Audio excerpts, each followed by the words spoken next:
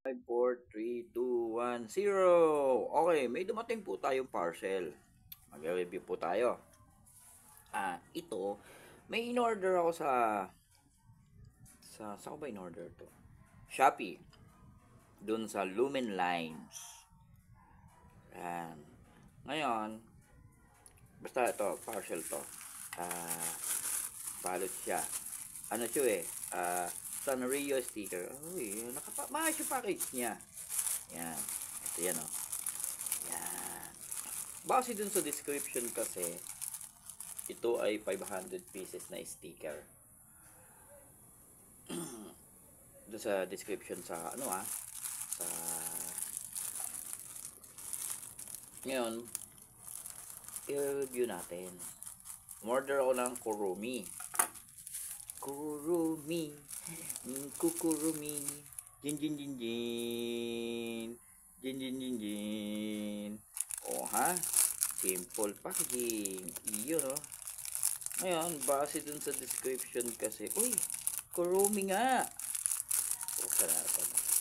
Package. Yes. Yung normal na balot niya. Base dun sa description, ang sukat nitong sticker na to, isang ganito. Yan ha. Ba, yung internal lock niya, ganun, sticker din ha. Saya. Okay ah. Uy. Oh, bongga. Diba? Wow, sticky. Grabe, grabe, ang dikit. Oh ha, napunit tuloy. Anyways, ang measurement nito, dun sa description is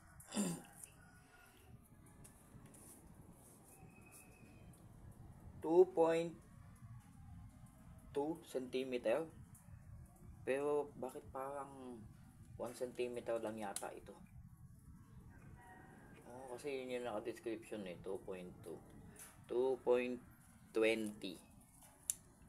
So, in a centimeter, ito, ano ba yan? Sa centimeter, nasa ano lang to? Oy, wala pa siyang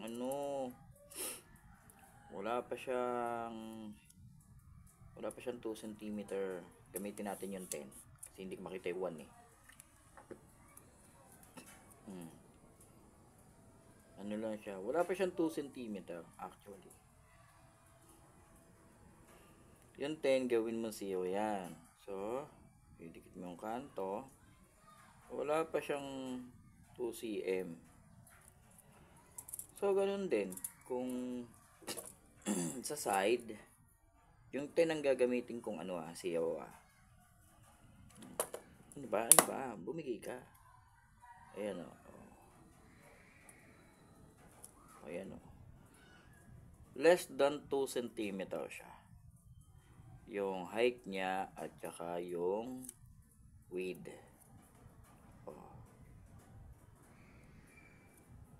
Ayan o. Wala pa siyang 2 cm. Masyado siyang gagmay jud, maliit. Pero sticky siya. So, kung halimbawa gagamitin mo siyang tabbings, pwede siya pang tabbings. Ngayon, ang sabi, 500 pieces daw yung isang roll. So, inisip ko, magtsatsaga ako magbilang. Pwede mo siya ilagay sa ballpen, ganyan. Joran! O ha?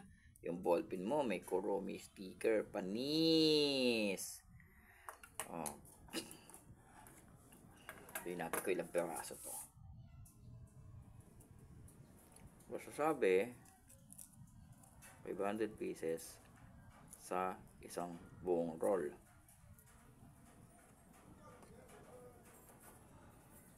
Parang hindi naman to abot ng 500. Ewan ko lang ha.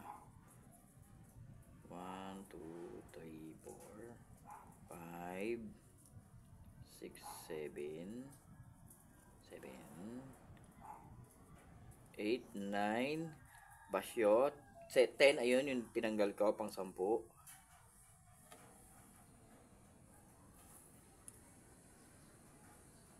I doubt na 500 to.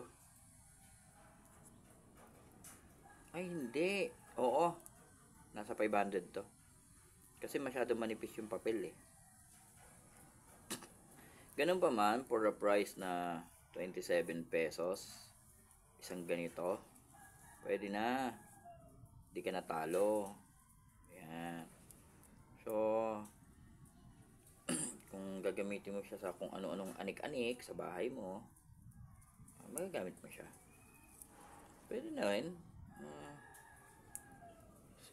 Kaso, ang liit lang talaga. Kung at least 2.2, ang 2.2 kasi centimeter is considered 1 inch. Wala pa tong 1 inch eh. Yun. Yun ang Kuromi sticker. Ayan. Lagay lang ulit natin dito sa lalagyan niya para maitabi ko. Magagamit ko to sa mga maliliit na bagay na